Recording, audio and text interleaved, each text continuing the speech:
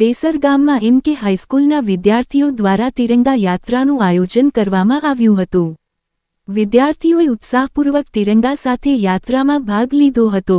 તિરંગા યાત્રા સવારે 11 વાગ્યા કલાકે શાળાથી પ્રસ્થાન કરી બપોરે 12:30 વાગ્યા કલાકે શાળામાં પરત ફરી હતી. યાત્રા દરમિયાન દેશભક્તિના નારા સાથે સમગ્ર વાતાવરણ દેશભક્તિમય બન્યું હતું.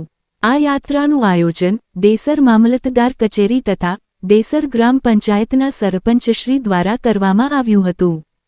કાર્યક્રમમાં તાલુકા પ્રમુખ વનરાજસિંહ ચૌહાણ, ઉપપ્રમુખ કિરણ મહેતા, સરપંચશ્રી હેમાંગીબેન, વડોદરા જિલ્લા ભાજપા મહામંત્રી અશોકભાઈ ગામેચી, દેસર તાલુકા ભાજપા પ્રમુખ, દેસર મામલતદાર, દેસર પોલીસ સ્ટેશનના પીએસઆઈ તેમજ આજુબાજુના ગામોના સરપંચશ્રીઓ ઉપસ્થિત રહ્યા હતા.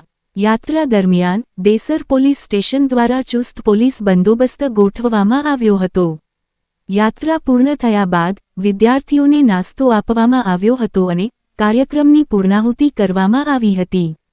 સમગ્ર કાર્યક્રમનું સંચાલન શાળાના ઇન્ચાર્જ આચાર્ય શ્રી હસમુખભાઈ દ્વારા કરવામાં આવ્યું હતું.